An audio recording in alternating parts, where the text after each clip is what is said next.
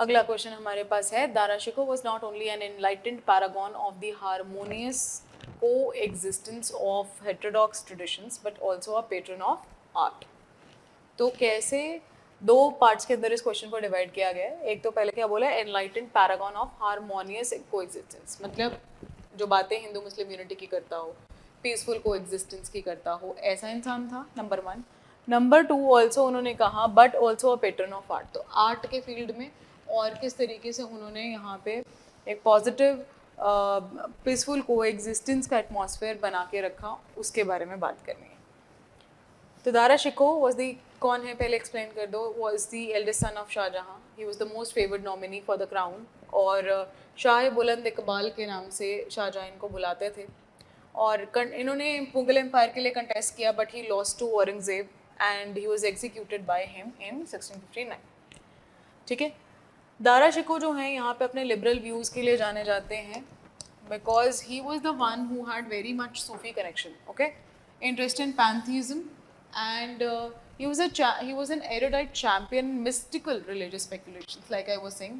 He was very much into mysticism, and वो हर area के हर type के लोगों के साथ उठना बैठना पसंद करते थे।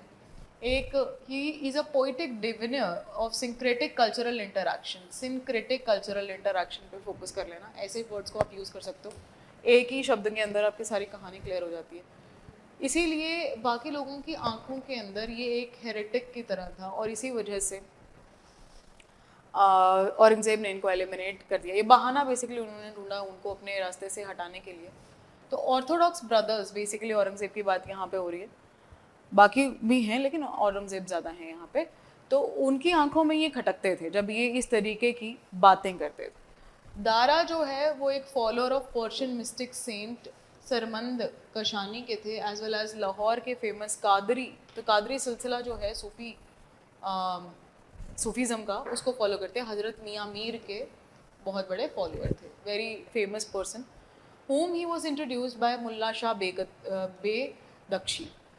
मियाँ मीर के स्पिरिचुअल ये सक्सेसर रहते हैं, डिसाइपल रहते हैं। तो मियाँ मीर से मिलने का जो काम था वो इन्होंने करवाया दारा को। तो आप देख सकते हो कि जब भी आप इस तरीके के लोगों के साथ इन्वॉल्व हो तो they will have a certain effect on your personality, right. तो मियाँ मीर यहाँ पर is widely respected amongst all communities and he has laid the foundation stone of Golden Temple as well.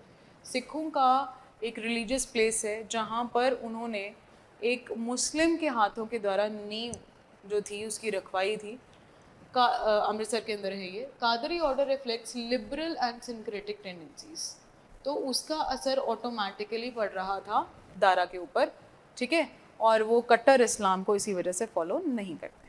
Dara subsequently developed a friendship with the 7th Sikh Guru as well, गुरु हर राय, और औरंगज़ेब ने इनके खिलाफ action लिया था because Aurangzeb इनको समन करते हैं that you have been involved or your community has been involved, you know, in spreading something wrong about Islam.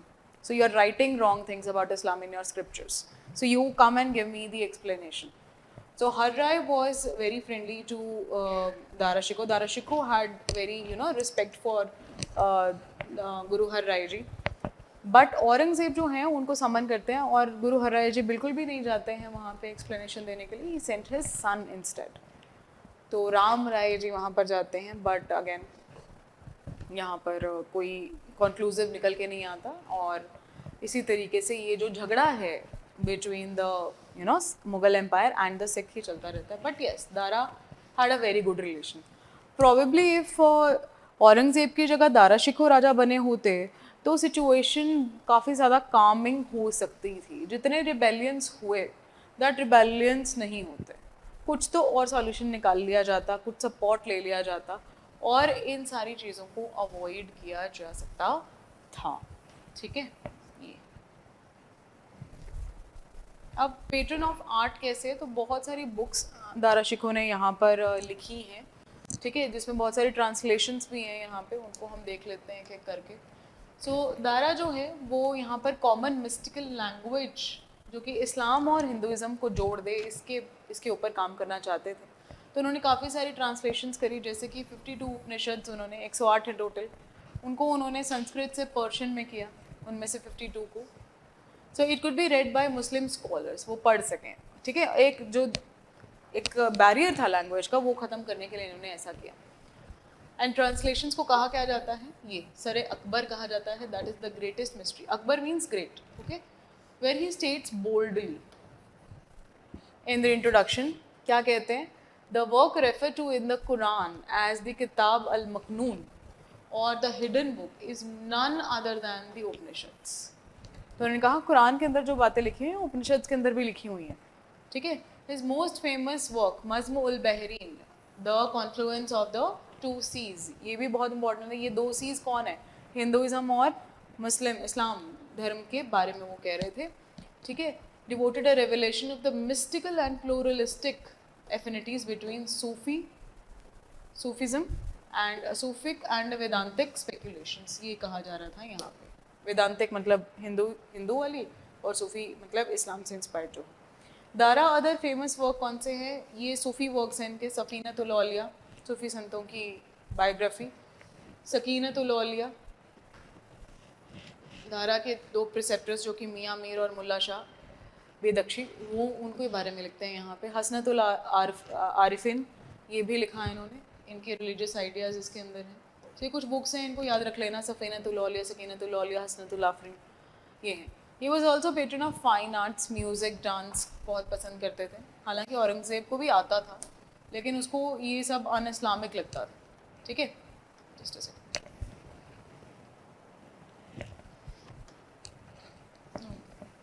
तो कलेक्शन, अब इन औरंगज़ेब तो ये चीज़ नहीं चलो प्रमोट करते थे, लेकिन Dara Shikoh album is a collection of paintings and calligraphy जो इन्होंने करी थी अपनी डेथ तक. इसको असेंबल करा गया था, calligraphy assembled from 1630s until his death. तो ये एल्बम के अंदर है.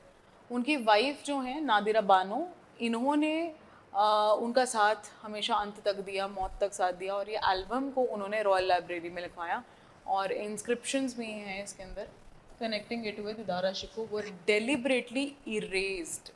ठीक है, रखवाया था लेकिन इरेज करवा दिया गया. So, however, not everything was vandalized. मैंने कैलीग्राफी स्क्रिप्ट्स और आज भी इनकी प्रेजेंट हैं. लाइब्रेरी इस्टेब्लिश जो दारा शिको ने करी, ये भी बहुत उनका एक आर्ट को कंट्रीब्यूशन था. On the ground of Guru Gobind Singh Indraprastha university, Kashmiri gate Delhi के पास ये एग्जिस्ट करती है.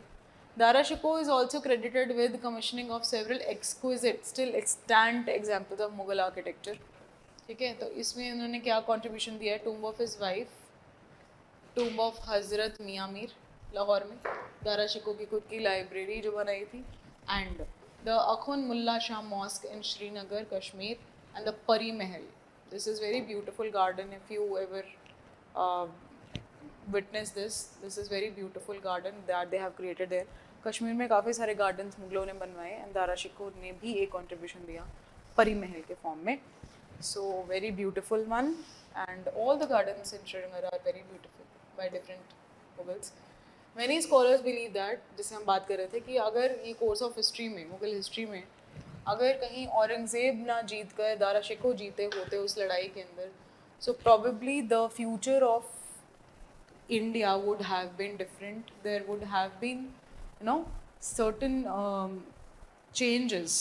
हाँ, ये कुछ इनेट प्रॉब्लम्स थी जो कि कोई भी राजा होता वो फेस करता. I am talking about the economic issues जो चल रहे थे मुगल एम्पायर में, तो कोई भी राजा होता उसको फेस करता.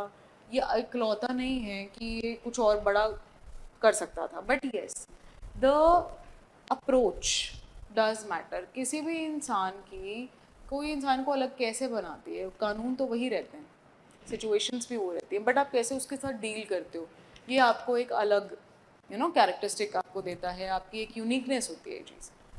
तो दारा शिको और औरंगज़ेब के बीच में बहुत ज़्यादा डिफरेंस था पर्सनालिटी को लेके. एंड दारा शिको काफ़ी ज़्यादा कामिंग पर्सनालिटी थे, तो देयर वाज अ स्कोप कि वहाँ पर वो सिचुएशन को ऐसे संभाल लेते कि कोई दंगा या किसी तरीके के रिबेलियंस नहीं होते.